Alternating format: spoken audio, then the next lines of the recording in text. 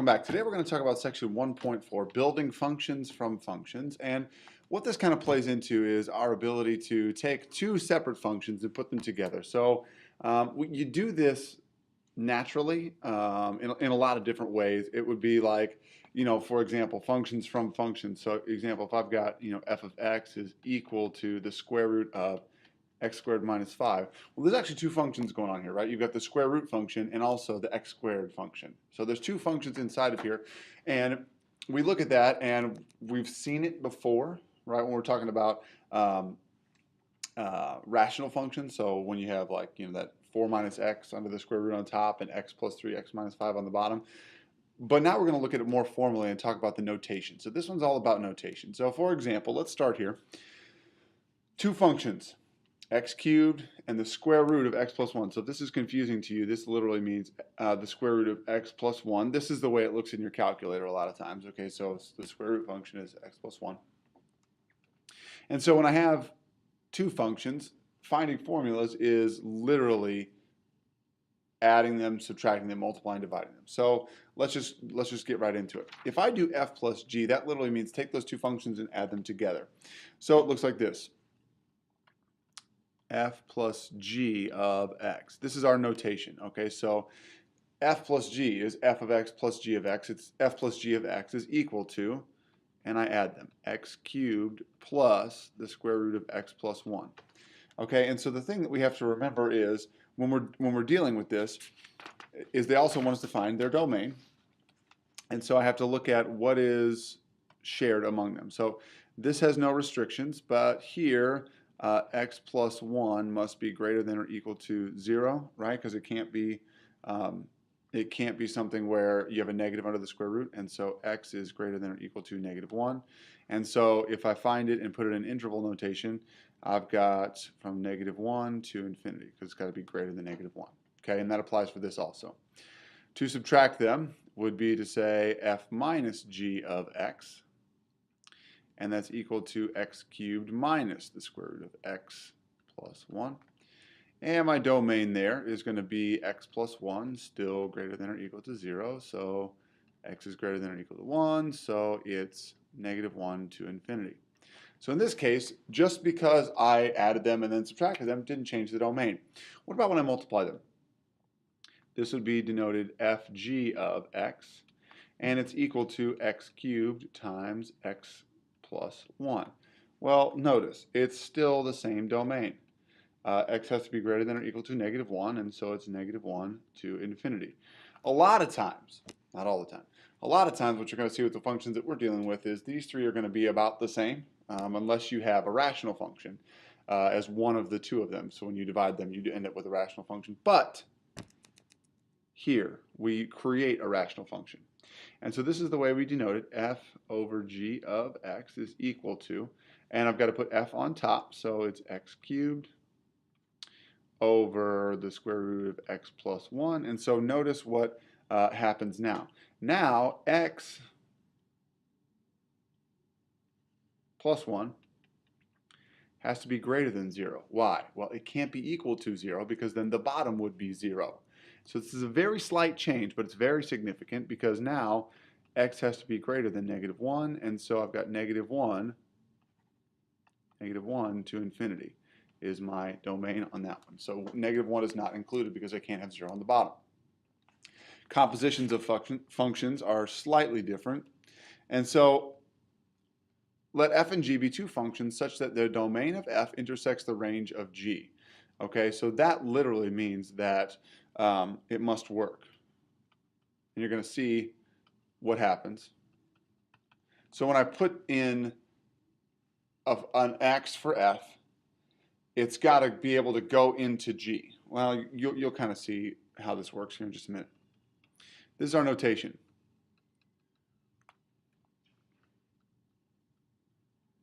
Denoted f of g of x. So it's like f, a little tiny o. It's like a floating o. So f of g of x is equal to f of g of x. Okay, so literally the function g of x goes into the function f of x for x. Looks like this. So the domain of f of g of x is all values in the domain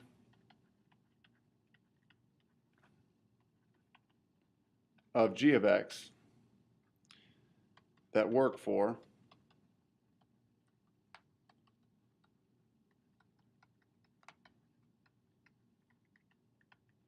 f of x as well. By this point, you're probably going, I don't really know what that means. Let's look at an example, and you're going to kind of see what happens. This visual here kind of gives you the precursor to. Here's what we're doing. The composition f of g of x takes x and puts it immediately into the composition of the function. But essentially what we're doing is we're taking x and we're putting it into its order of operations inside the parentheses first. We're taking x and we're putting it into g to get an answer, and then we put that answer into f to get our answer. So it basically, you could do it as 2 steps or 1 step. You're probably still like, I don't really understand what that means. Let's look at an example. I've got 2 functions, f of x and g of x. And remember, this is what we've been kind of dealing with. So this is square root of x plus 1. F of g of x literally means this, f of g of x, which literally means I take f of x and I put in sub g of x in for x. So it literally looks like this, 2 to the square root of x plus 1. I sub in g of x for x. So f of g of x is equal to 2 to the square root of x plus 1. Okay? How does it work? Well, if I did f of g of 3, it would be equal to 2 to the 3 plus 1, which is 2 to the square root of 4, which is 2 to the 2, which is 4. Okay? How else could it work? Well, I could do g of 3, which is equal to the square root of 3 plus 1, which is 2, and then do f of 2. So I find my answer, and then I plug it into f of x. That would be doing g of x first, and then plugging it into f of x. Well, f of 2 would be 2 to the 2, which is 4. Okay, so those should be the same answer. So if you're ever stuck and you're like, I don't know if I got it right, sub in the whole function and evaluate that number. Then you can evaluate the number for the inside function, and then put that answer into the outside function. Okay, if you want to just pause and try this one, you can. I'm going to keep rolling and show you how this works. Let's do the reverse. The reverse would be this. G of f of x would be g of f of x. So f of x into g of x. So whatever's on the inside goes inside the function. So I look at g of x, and I've got x plus 1. So I want to evaluate that for 2 to the x equals x. So I'd have the square root of 2 to the x plus 1. Okay? G of f of 3 would be the square root of 2 to the 3rd plus 1, which would be square root of 8 plus 1, which would be 3. So notice I get a different answer here. And that's okay because it's a different function. When I compose them differently, I put one into the other, I get a function. I put the other one into the other one, I get a different function. You should, most of the time, get a different function unless they're basically the same. That's composing them. Compose means to put together. When you compose music, you put together music from the notes. To decompose means to take apart, right? If a fallen tree is decomposing, it's breaking down into its elements. And so what they want us to do is find f and g. So find 2 functions that make up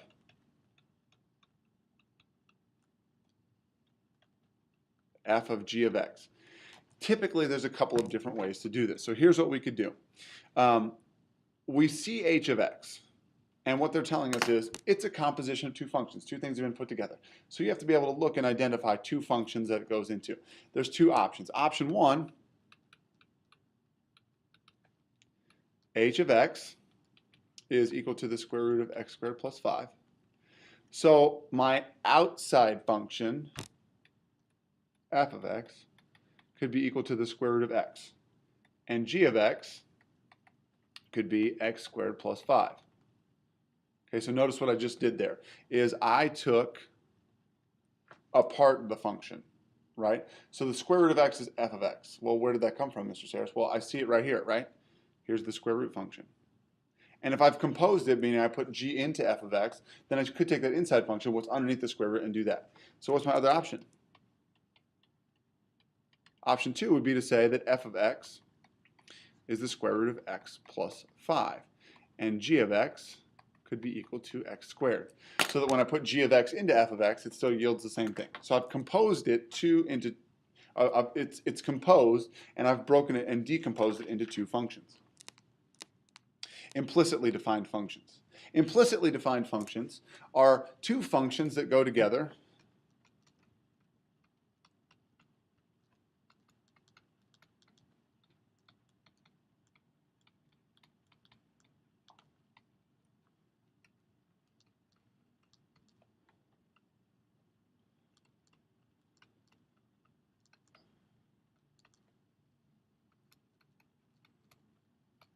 Your audio is not broken. I'm not talking.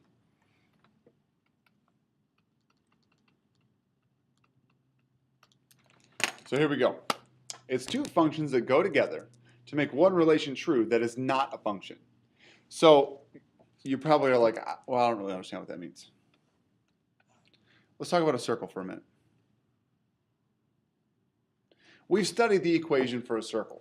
Okay, we know there's a general form for it. We can move the center around and we can have this circle. But is a circle actually a function, right?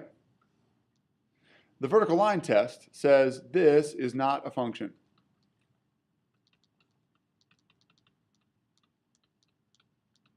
It's a relation.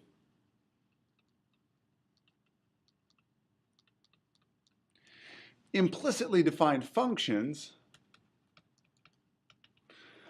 make it so I can graph a circle in two parts, top and bottom, and make it two functions that make up the relation. But implicitly, a circle can be broken into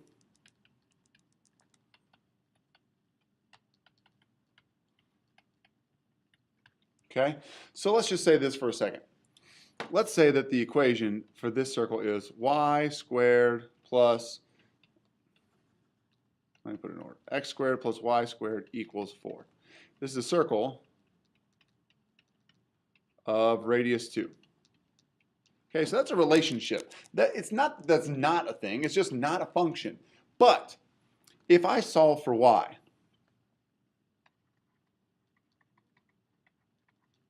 so I'll solve for y, so I'll have y squared is equal to 4 minus x squared. And if I take the square root of both sides, I'd have y is equal to plus or minus the square root of 4 minus x squared. Well, that means I have y equals the positive square root of 4 minus x squared, and y equals the negative square root of 4 minus x squared. Okay, and so what I've just done here, and I'm going to show you here, I'm going to pull up a graph.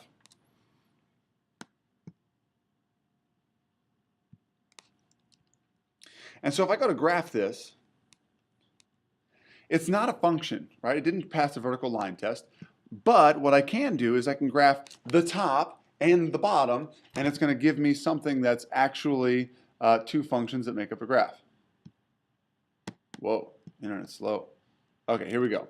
So y equals the square root of 4 minus x squared, and y equals the negative square root of 4 minus x squared. Check it out.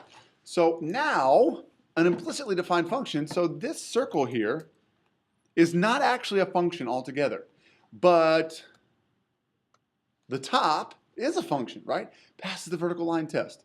The bottom is a function, passes the vertical line test. Together, they are an implicitly defined function. Okay, so implicitly defined functions, two functions that go together to make one relation that wouldn't be a function on its own. Okay, that's implicitly defined functions. Okay, so let's talk about implicitly defined functions. I've got one here. And how do you know if something's going to be an implicitly defined function? Well, there's going to be some markers in the equation that are going to tell you this is a good candidate for it. A y squared is going to be a really good indication that this is going to be implicitly defined. Okay, so describe and graph the relation 9x squared plus 4x squared minus 24y equals 0. Well, what I have here is I've got a y squared, and to graph, think about what I need. I need y equals. So y squared is going to break into y1 equals and y2 equals, and it's going to be like a plus minus. Okay, so it's going to be like top and bottom, and that's implicitly defined functions. It's going to give you a top function and a bottom function. So how do I deal with this? Well, I'm going to solve for y.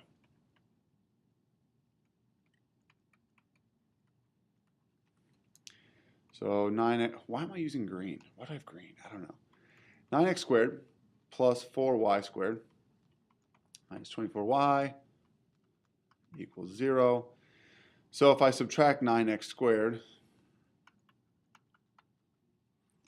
4y squared minus 24y equals minus 9x squared. So what I'm starting to see is this is a quadratic. Now how would you know that? Well, you're now exposed, but check it out. I've got a y squared term, a y term, no constant term, and it's equal to something else. Typically what we've done with quadratics is we have x squared plus something x equals some number. Well, this is still a quadratic, right? This is a y quadratic. Okay? And so we're going to complete the square.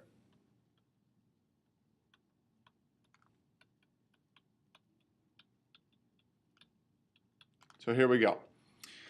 First, I want to get my coefficient of 1. So I'm going to start with 4y squared minus 24y equals minus 9x squared divided by 4 on both sides.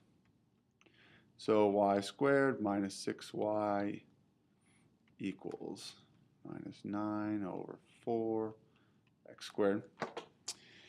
And so to complete the square, I'm going to put in b over 2 squared. So this is minus 6 over 2 would be minus 3 squared. And then on this other side, I'm going to put in a minus 3 squared. And so I've got on this side, and this is where I complete the square, right? So y minus 3 squared equals minus 9x squared over 4 plus 9. Okay, so check that out.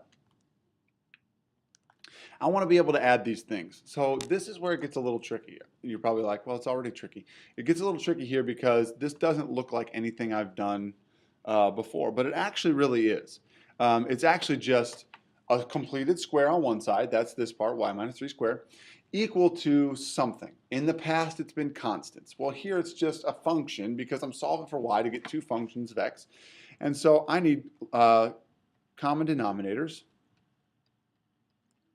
plus 36 over 4. Okay, so all I did was multiply by 4 over 4. And so I've got minus 9x squared plus 36 over 4 is equal to y minus 3 squared. Well, what am I doing with this? Don't lose sight of what we're actually doing. What we're actually doing is we are actually completing the square so that we have two y functions. And so don't get lost. So I'm going to take the square root of both sides. Watch this. Y minus 3, I've always solved for y, is equal to plus or minus the square root of minus 9x squared plus 36 over 4. Well, you're probably like, I'm so confused, Mr. Saris. Stick with it, stick with it, stick with it, because here we go.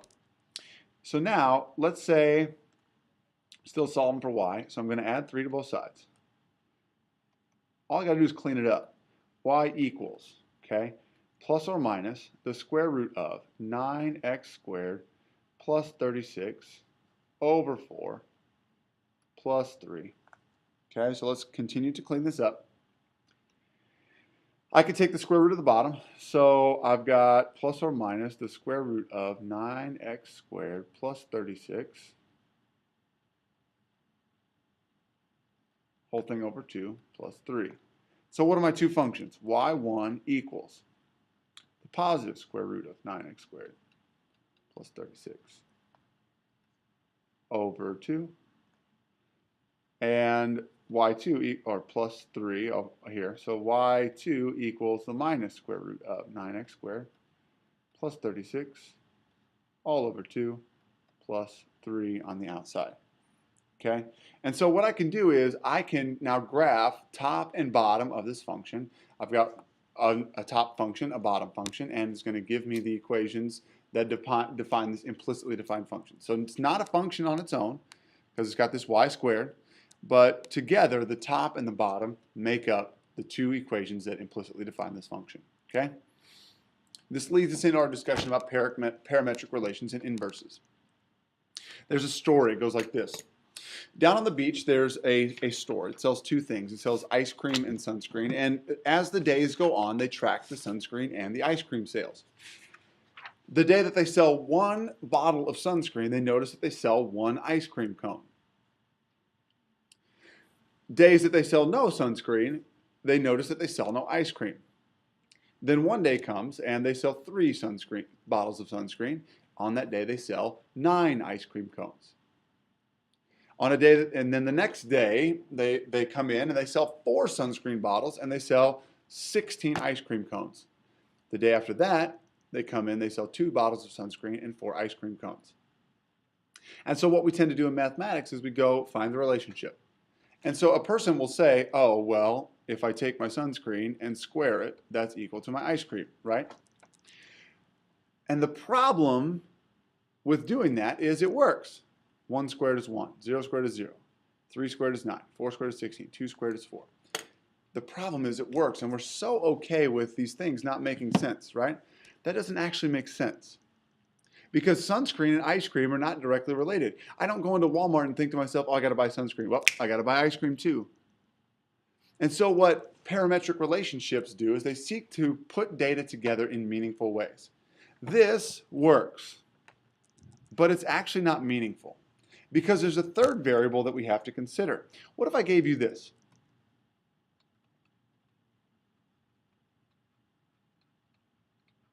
And I told you that along with sunscreen and ice cream, we also track the temperature. Okay? So on the first day, the temperature was 68 degrees. On the second day, it was 71 degrees. The third day, it was 65 degrees. Fourth day, it was 73. The fifth day, it was 74. The last day, it was 72. What do you notice now? We'll take a look at this. You have 2 pieces of data that have zeros and then 68 and 65. As the temperature crept slightly above 70 to 71, you sold 1 bottle of sunscreen, 1 ice cream cone. But as it got warmer, 73, you sold 3 and 9 ice creams. It became 74, you sold 4 bottles of sunscreen, 16 ice cream cones, and it was 72, and there were 2 and there were 4. And so in this case, yes, ice cream does equal sunscreen squared. And the square root of ice cream is equal to sunscreen, but there's a variable here that really goes untouched unless we know what to look for.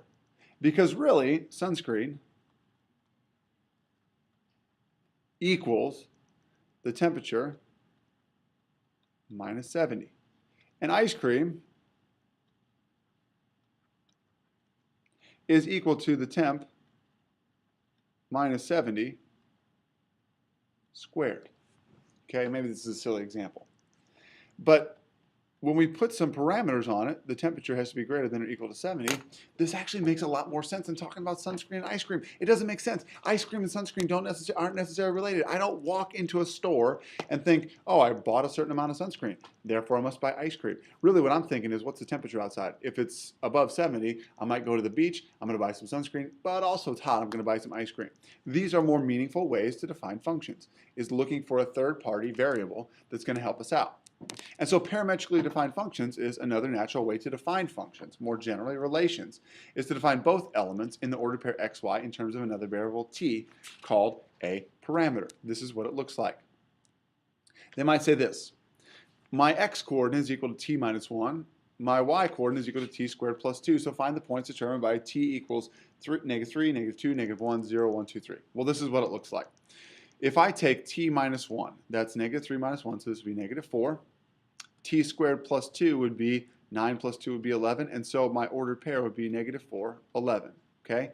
And so when you do parametric functions, you're taking two variables that are defined by some other variable t. So I defined sunscreen and ice cream by temperature, which actually made more sense because I'm looking at things that are related to temperature, not necessarily related to one another. Okay? So x is not necessarily -2 times 4 plus 3. They're both based on t. And so as I go down the list here and I square these things, this is going to be 6, and so my ordered pairs are defined this way. So -1 minus 1 would be -2. -1 squared plus 2 would be 3. So I've got -2, 3. And here I've got, this would be -1. And then this would be 2. So I've got -1, 2. For 1 it would be 0. And then 1 squared plus 2 would be 3. So I've got 0, 3. Here it would be, so I see the pattern, -4, -3, -2, -1, 0, 1, 2, 11, 6, 3. So -5, -3, -1. Okay, I gotta keep doing this one. So if t is 2, then t squared plus 2 would give me 6. And then t squared plus 2 would be 11. So I've got 1, 6, and 2, 11. So to define things parametrically is to say, okay, I've got these t's, and I'm defining them x, y, together x and y make a pair. But why would I want to do this? Okay, why would I want to look at these variables in terms of a third-party variable? Well, with the sunscreen ice cream example, they aren't really related to one another, but they are related to temperature. Okay, so sunscreen and ice cream have nothing to do with one another, but when the temperature gets hotter, people buy more sunscreen and they buy more ice cream. Okay, and so if I look at what this actually means, check this out. If I look at y being t squared plus 2, and x is equal to t minus 1, this means that t is equal to x plus 1. Well, what can I do here then? Check this out. If I can define what t is, this is like solving systems of equations. I can plug it back in. And so y is actually equal to x plus 1 squared, because that's what t was, plus 2. And so y is actually equal to x squared plus 2x plus 1 plus 2 is equal to x squared plus 2x plus 3. Notice what I just did there. This now becomes like what we did in section 1.4. It becomes a composition of functions. So t is a function. The function goes into the other function. So when a function is inside a function, it's composed. Okay? And so what we're doing here is we're building functions from functions and finding relationships that are actually meaningful. What we do with that is we find inverse relations. So I want to be able to work backwards and say, okay, I sold this much sunscreen. What did that mean the temperature was? It helps me draw conclusions. So the ordered pair AB is a relation if and only if the ordered pair BA is in the inverse relation. Okay? And so when I switch X and Y, it allows me to use something called the horizontal line test. Let's look at a graph. If I have a graph here, whoa, that's crooked. If I have a graph here, still crooked, man, I'm struggling right now. And it's going to be the squaring function, and I'm going to look at it and I want to show you guys exactly how this works. So let's say I've got a graph that looks like this. And I look at this and I ask, is it a function? Well, check it out. Vertical line test means y equals x squared is a function. Okay? Vertical line test says touches at one point, it's a vertical line test. Okay? The inverse, meaning the horizontal line test, tells me the inverse of a relation is a function if and only if each horizontal line intersects the graph of the original relation at least at most one point. So horizontal line test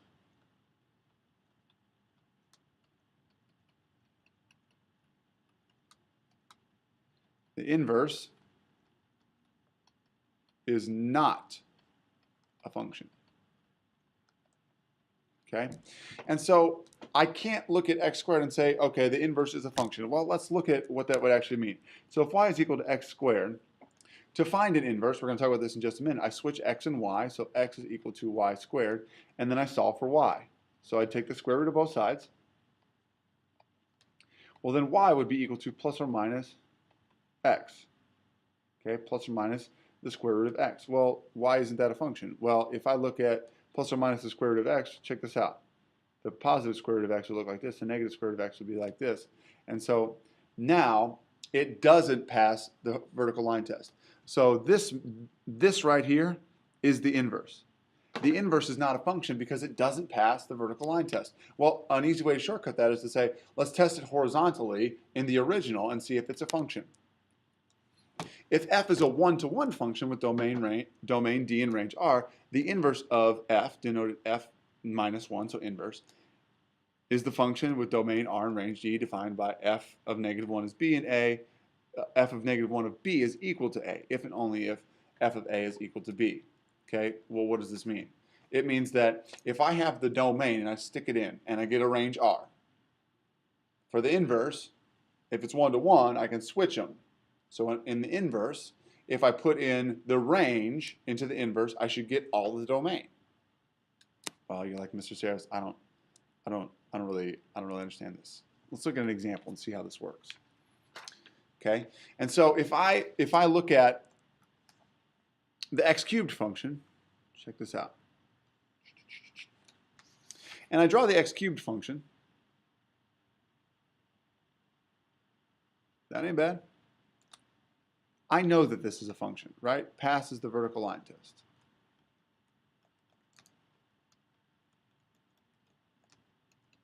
Is a function. Okay? Well, if I do the horizontal line test, so f of x up here was equal to x cubed, right? So this means that f inverse of x, so the inverse is a function.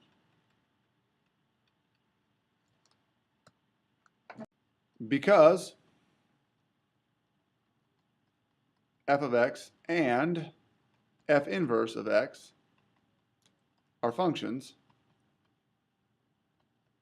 meaning it passes the vertical and horizontal line test, then f of x is 1 to 1. It's called a one-to-one function, meaning everything in the domain maps to the range, and everything in the range maps back to the domain in the inverse. So here we go. If I'm going to find the f of inverse, if f of x is equal to this, my first thing is to switch x and y. And number two, solve for y. So here we go. If I switch x and y, I'm going to have, so for y equals 2x over x minus 1, that would mean that I have x is equal to 2y over y minus 1. So I make the x's y's and the y's x's. So when I solve for y, I've got x is equal to 2y over y minus 1. So I'm going to multiply by y minus 1 on both sides. X times y minus 1 is equal to 2y. And so what I'll do is I will distribute that. So xy minus x is equal to 2y. And then I'll subtract 2y.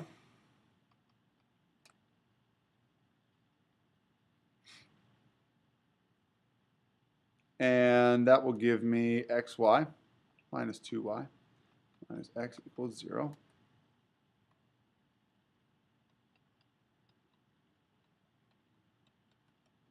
And I'll add x. Remember, I'm trying to get x on one side and y on the other. So xy minus 2y equals x. And then I'm going to factor out a y. So y times x minus 2 is equal to x. And then I'll divide by x minus 2. So y equals x over x minus 2. And so that means that f inverse of x is equal to x over x minus 2. Okay? So how do I know if I'm right? This is the really cool part about this. Okay? I know if I'm right because they will be reflections across the line y equal x. So if I graph f of x and f inverse of x, they should be reflections. So let's say I graph 2x over x minus 1. I'm going to go here. So I'm going to have 2x divided by x minus 1. And then I'm going to graph, what was my other one? Let's see here.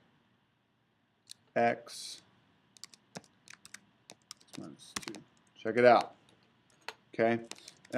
If I graph the line y equals x, check this action out here. Put the keyboard away. Put this away. Watch this.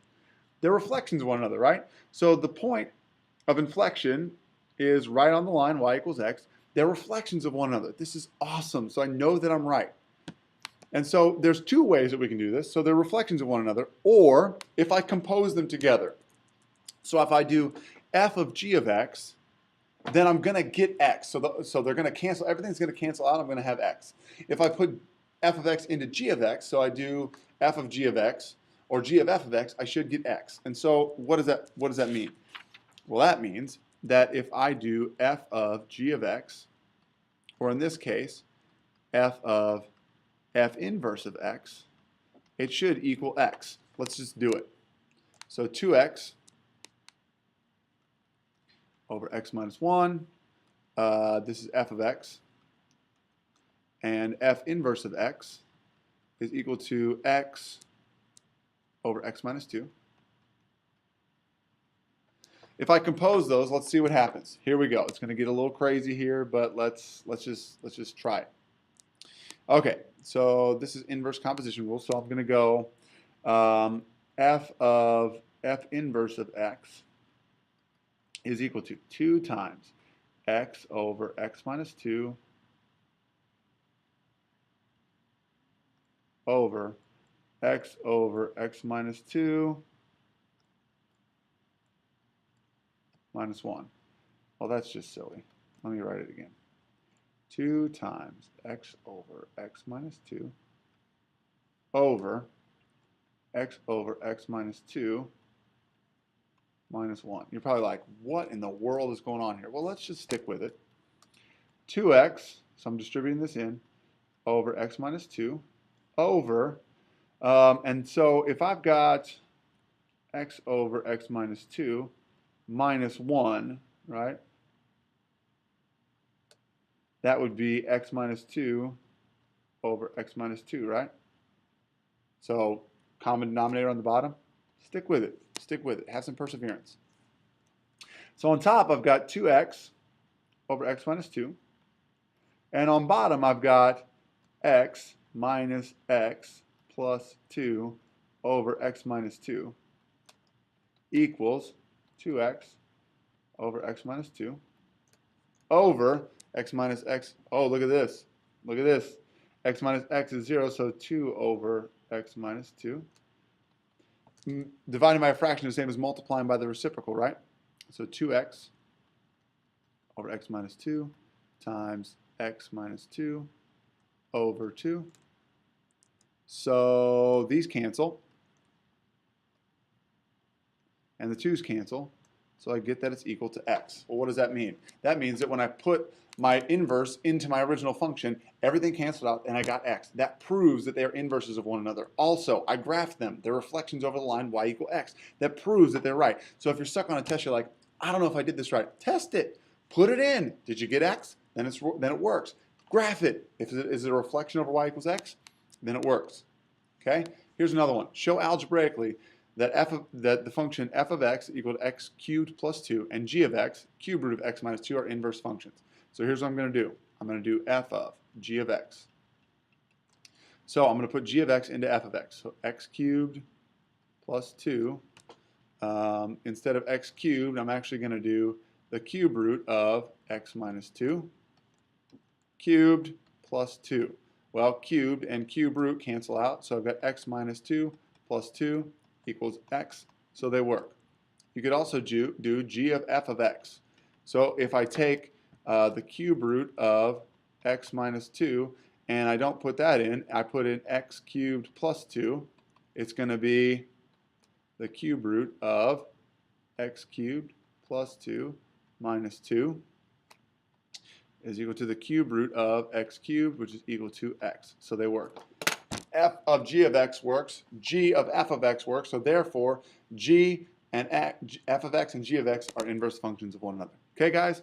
That's the basics of it. That's how it works. Thanks for watching, and we'll see you next time.